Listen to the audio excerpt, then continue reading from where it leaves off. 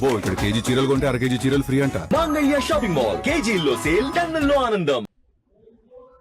ఇక తెలంగాణ డీజీపీ కార్యాలయంలో కలకలం చోటు చేసుకుంది. సర్వీస్ గన్ తో కానిస్టేబుల్ స్వామి ఆత్మహత్య చేసుకున్నారు. వాష్రూమ్ లో సర్వీస్ గన్ తో కాల్చుకొని బలవన్ మరణానికి పాల్పడ్డారు. గ్రే హౌండ్స్ కానిస్టేబుల్ గా విధులు నిర్వహిస్తున్నటువంటి స్వామి ఘటనా స్థలిలో ఒక లేఖ కూడా లభ్యమైంది. భార్య పిల్లలను గనక వేధిస్తే చనిపోయి దయ్యమైనా కూడా వాళ్లను వదిలిపెట్టనంటూ లెటర్ రాసి స్వామి ఆత్మహత్య చేసుకున్నారు. ఆత్మహత్యకు గల పూర్తి కారణాలపై దర్యాప్తు చేస్తున్నారు వైపు పోలీసులు. దీనికి సంబంధించినటువంటి మరింత సమాచారం మా ప్రతినిధి రమేష్ అడిగి తెలుసుకుందాం. అయితే రమేష్, ఈ ఆత్మహత్య ఎప్పుడు జరిగింది, ఏ టైం వరకు తెలిసింది, ఆత్మహత్య గల కారణాలు ఏంటి, మీ దగ్గర ఉన్న డీటెయిల్స్ ఏంటి రమేష్?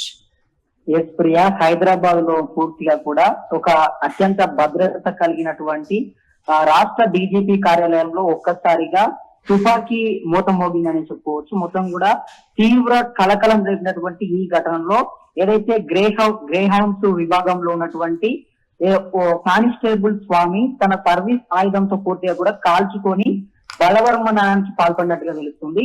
అతి భద్రత ఉండేటటువంటి డీజీపీ హెడ్ క్వార్టర్స్ లోనే ఈ ఘటన జరగడంతో పోలీస్ యంత్రాంగం మొత్తం కూడా ఒక్కసారిగా షాకి గురైనట్టుగా తెలుస్తుంది ప్రియా. అయితే ఈ ఏదైతే స్వామి పూర్తిగా కూడా తన బలవర్మనానికి పాల్పడడానికి ముఖ్య కొన్ని కారణాలు కూడా ప్రస్తుతం సోషల్ మీడియాలో సంచలనంగా మారుతా ఉన్నాయి. ఆయన రాసినటువంటి ఏదైతే నోటు ఉందో అది కూడా పోలీస్ యంత్రం పోలీసులందరూ కూడా ఒక్కసారి అది చదివి చాలా మంది కూడా ఒక అంటే ఈ రకంగా తన కుటుంబం గురించి చనిపోయాడా లేకపోతే మరి దేని గురించి ఆయనకు అంత ఒత్తిడి ఏముంది అనేటటువంటి ఒక కోణంలో వాళ్ళు కూడా చాలా లోతుగా ఆలోచిస్తున్నటువంటి పరిస్థితి. అయితే ఈ ఆత్మహత్య కంటే కూడా పూర్తిగా సంఘటన స్థలంలో జరిగినటువంటి ఒక ఏదైతే ఇప్పుడు మేము చెప్పానో సూసైడ్ నోట్ మొత్తం కూడా ఇప్పుడు అది తీవ్ర చర్చనీయాంశంగా మారిందని చెప్పొచ్చు. నా భార్య పిల్లలను ఏమి అనవద్దు, చనిపోయి దయ్యమైనా సరే వాళ్ళను వదిలిపెట్టను, కాపాడుకుంటానంటూ కూడా స్వామి రాసినటువంటి ఆ సంచలన వ్యాఖ్యలు చూసి అధికారులు సైతం తీవ్ర భావోద్వేగానికి గురైపోయినటువంటి పరిస్థితి. అయితే అసలు డీజీపీ కార్యాలయంలో ఉదయాన్నే ఏం జరిగింది, స్వామి ఇంతటి తీవ్రమైన నిర్ణయం ఎందుకు తీసుకోవాల్సి వచ్చింది అనేటటువంటి కొన్ని ప్రశ్నలు అయితే ఇప్పుడు తెరపైకి వస్తున్నాయి ప్రియా. గురువారం ఉదయం సరిగ్గా 5:30 సమయంలో డీజీపీ కార్యాలయంలో మొత్తం కూడా నిశ్శబ్దాన్ని చీల్చుకుంటూ ఒక్కసారిగా పేలు శబ్దం వచ్చింది. వీధిలో ఉన్నటువంటి ఇతర భద్రతా సిబ్బంది ఆందోళనతో శబ్దం వచ్చినటువంటి వాష్రూమ్ వైపు వాళ్ళందరూ కూడా పరిగెత్తే ప్రయత్నం చేశారు. సో అసలు లోపలికి వెళ్లి చూసేసరికి రక్తపు మడుగులో పడి ఉన్నటువంటి సహచర కానిస్టేబుల్ స్వామిని చూసి వాళ్ళంతా కూడా షాక్ తిన్నారు ప్రియా. ఏదైతే గ్రే హౌన్స్ విభాగంలో కానిస్టేబుల్ గా సేవలు అందిస్తున్నటువంటి స్వామి తన వద్ద ఉన్నటువంటి సర్వీస్ వెపన్స్ తోనే నిమిషాల వ్యవధిలోనే ప్రాణాలు తీసుకున్నారు. విషయం తెలిసినటువంటి వెంటనే ఉన్నతాధికారులు అక్కడికి చేరుకొని ఘటనా స్థలాన్ని సైతం పరిశీలించినటువంటి పరిస్థితి. మరి క్లూస్ టీము, ఫోరెన్సిక్ నిపుణులు వచ్చి ఏదైతే పూర్తిగా అక్కడ ఉన్నటువంటి నమూనాలను సైతం సేకరించారు. ఆ తర్వాత స్వామి మృతదేహాన్ని కూడా పోస్ట్ మార్టం నిమిత్తం ఉస్మానియా జనరల్ ఆసుపత్రికి మార్చరీకి కూడా తరలించడం జరిగింది. మృతుడి కుటుంబీకులు ఎవరైనా మాట్లాడడం జరిగిందా? వాళ్ళ దగ్గర నుంచి ఏమైనా స్టేట్మెంట్ తీసుకున్నారా? అంటే ఎందుకు ఆత్మహత్య చేసుకున్నారనేటువంటి వివరాలు ఏమైనా తెలిసాయా కుటుంబీకుల దగ్గర నుంచి?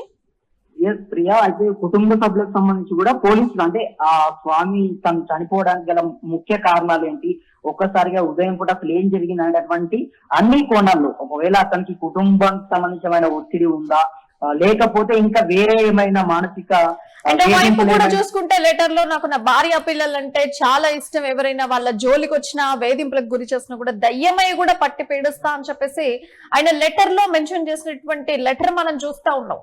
అంటే వాళ్ళ కుటుంబకులకు ఎవరి నుంచి వేధింపులు వచ్చేటువంటి అవకాశం ఉంది, వాటి గురించి ఉన్న డీటెయిల్స్ ఉన్నాయి, అంత క్లియర్ గా ఆయన మెన్షన్ చేశారు కాబట్టి.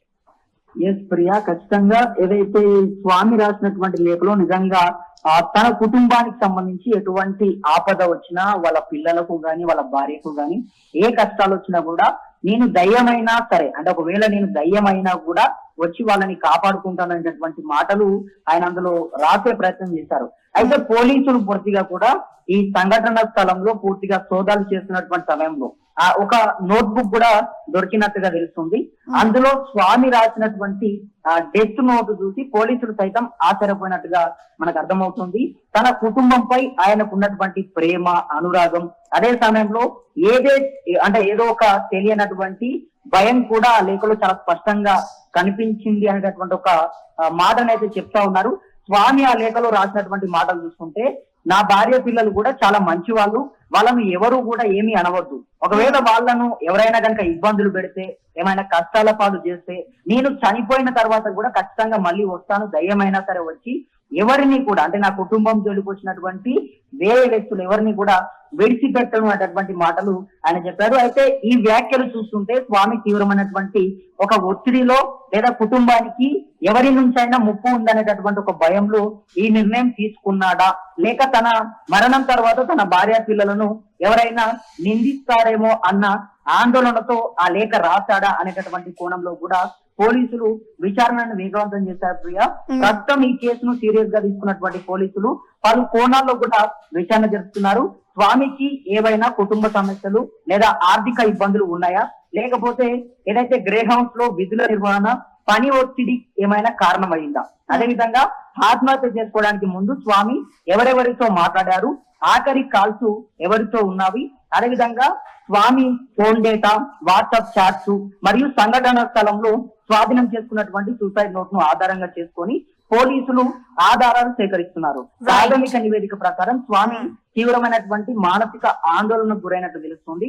ప్రజలకు రక్షణగా నిలిచేటటువంటి పోలీస్ శాఖలోనే, అది అత్యున్నత కార్యాలయంలోనే ఒక కానిస్టేబుల్ ఇలా బలన్మరణానికి పాల్పడడం తీవ్ర విషాదాన్ని నింపింది.